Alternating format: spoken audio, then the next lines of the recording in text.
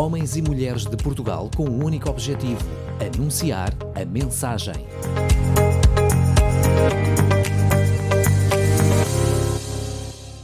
Olá, eu sou a Débora Silva, faço parte da equipa de liderança da Igreja Vida Lisboa e hoje gostava de vos trazer o tema Conversas com Deus.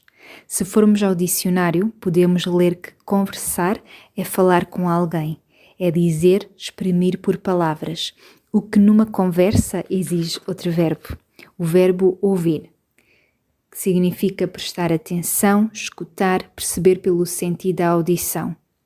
E nós fomos criados para conjugar e usufruir estes verbos, não apenas uns com os outros, mas também com Deus.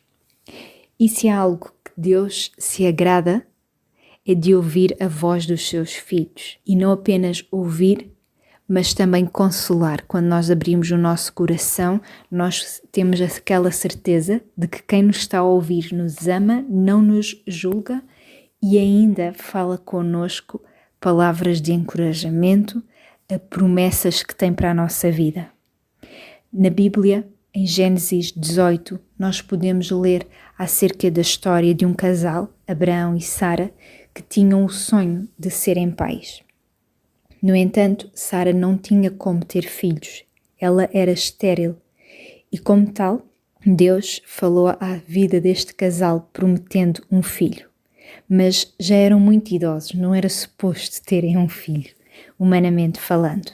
Como tal, Sara e Abraão, ainda que Deus tivesse falado com eles e falado promessas de que iriam ser pais, Sara e Abraão decidiram fazer à sua maneira, decidiram que Agar, que era a escrava de ambos, tivesse relações sexuais com Abraão, engravidasse e tivesse um filho. Assim aconteceu. E Agar, ela engravidou e teve o primeiro filho de Abraão. Sara sentiu-se frustrada, ainda que tivesse sido ideia sua. No entanto, passado algum tempo, a promessa que Deus tinha falado com eles cumpriu-se e Sara teve um filho.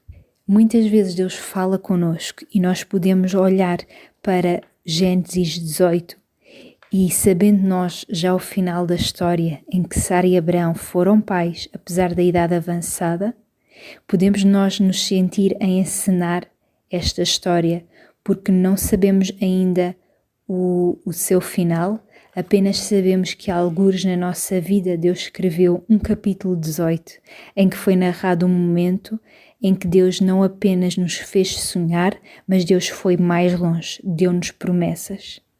Mas porque o capítulo 18 de Gênesis não é composto apenas por 10 versículos, as promessas, eis que surgem os restantes versículos e podem ler, depois desta partilha, podem ler calmamente a história, em que na nossa vida há um confronto na nossa mente entre aquilo que Deus diz e o que nós sentimos, entre aquilo que Deus promete e a nossa dor, entre aquilo que Deus declara e a realidade que pode ser contraditória, entre o Deus que nos dá a esperança, que são esperanças que não são vãs, e a dureza das circunstâncias que esse mesmo Deus nos permite viver, entre a voz que ouvimos de Deus e a voz dos outros e até a nossa própria voz. Em Provérbios 19:21 diz: o homem elabora muitos planos, mas é a decisão do Senhor que prevalecerá.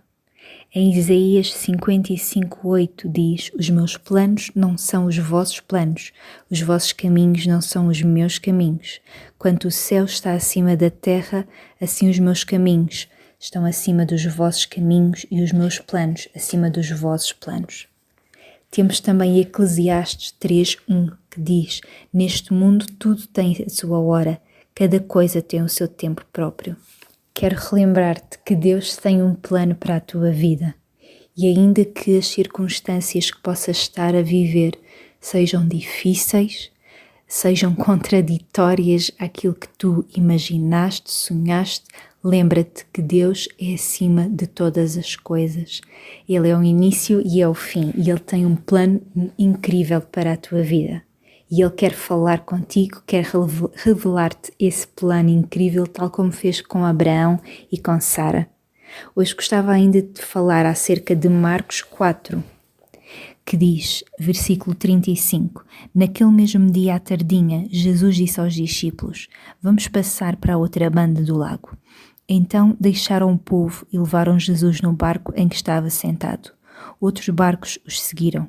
Nisto levantou-se um grande temporal com ondas tão altas que enchiam o barco de água.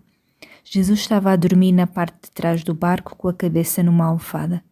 Os discípulos acordaram-no. Mestre, não vês que estamos perdidos? Ele levantou-se e mandou ao vento e às ondas, parem, acalmem-se. E o vento parou e as ondas acalmaram-se. Jesus disse então aos discípulos, por que é que estão assustados? Ainda não têm fé? Eles estavam de facto cheios de medo e diziam uns para os outros, mas quem é este que até o vento e o mar lhe obedecem? Estamos perante uma história que é bem conhecida e que tem tantas aplicações na nossa vida. Uma delas é o que fazer quando Deus nos dá uma promessa. Descansar nela. Como Jesus fez quando estava no barco a dormir no meio de uma tempestade. Porque a minha pergunta é, para que é que serve uma promessa se nós não acreditarmos nela? Jesus descansou no seu propósito. Ele sabia que iriam por outro lado, acontecesse o que acontecesse no meio. Com base nesta história, eu quero te incentivar a descansar no propósito que Deus tem para a tua vida.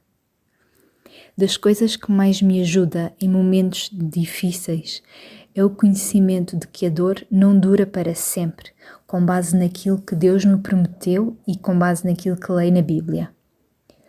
Ok, Débora, mas Jesus sabia qual o seu propósito, Sara e Abraão também e possivelmente tu também. Eu não sei se tu estás a pensar isso quando me estás a ouvir e se calhar tu nunca ouviste Deus falar contigo, se calhar tu nem acreditas que Deus existe. Se essa for a tua situação, não há qualquer problema. Quero relembrar-te que a Bíblia está cheia de promessas para todos nós. Por exemplo, a promessa da salvação. Diz em 1 João 2,25, e esta é a promessa que Ele nos fez, a vida eterna. Deus também tem a promessa de uma vida abundante, João 10:10. O ladrão vem apenas para roubar, matar e destruir. Eu vim para que tenham vida e a tenham plenamente. Temos também a promessa do Espírito Santo, Lucas 11:13. Se vocês, apesar de serem maus, sabem dar coisas boas aos seus filhos, quanto mais o Pai que está nos céus dará o Espírito Santo a quem o pedir. Temos também a promessa de paz. É uma paz que o mundo não consegue dar.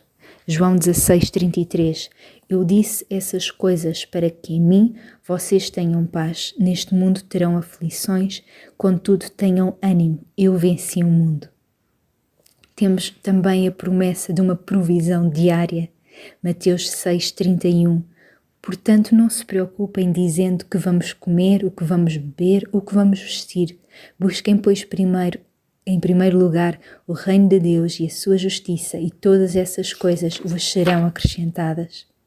A promessa da proteção, e o Senhor que te protege está ao teu lado para te guardar.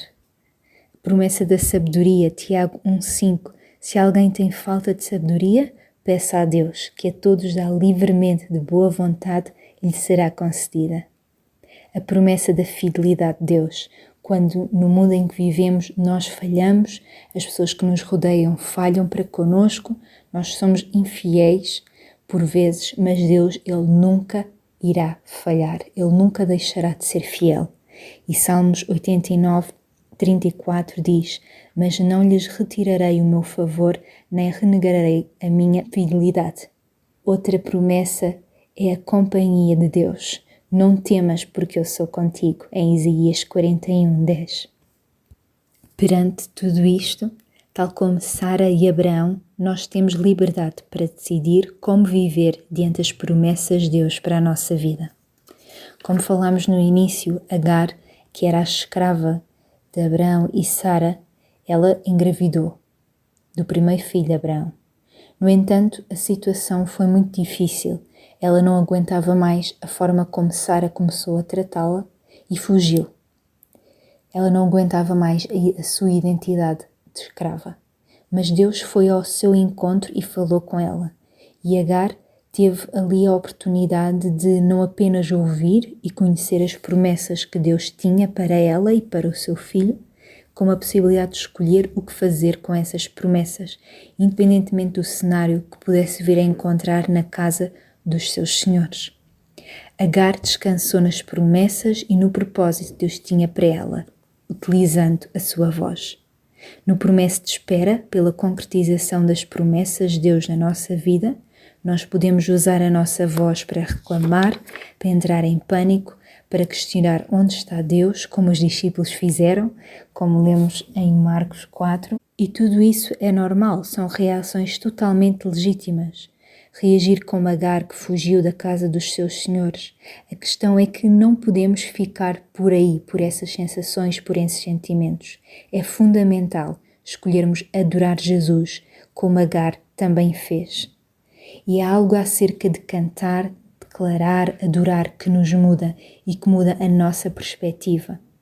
Momentos antes de Jesus ser crucificado, ele orou ao Pai: Pai, se for do teu agrado, livra-me deste cálice de amargura. No entanto, não se faça a minha vontade, mas sim a tua. Nisto apareceu-lhe um anjo do céu que lhe veio dar forças. A adoração tem um poder que a nossa mente não consegue compreender. Hoje quero-te incentivar a enfrentar as tempestades que possam surgir na tua vida e a louvares Jesus até que a tempestade se acalme. Confia em Jesus, confia nas conversas que tens com Deus, naquilo que Deus promete à tua vida.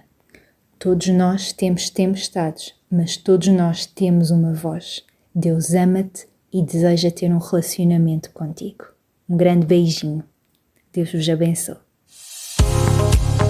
Programa A Mensagem. Todas as semanas, um devocional para ti. Entra em contacto connosco pelo e-mail geral@rtmportugal.org.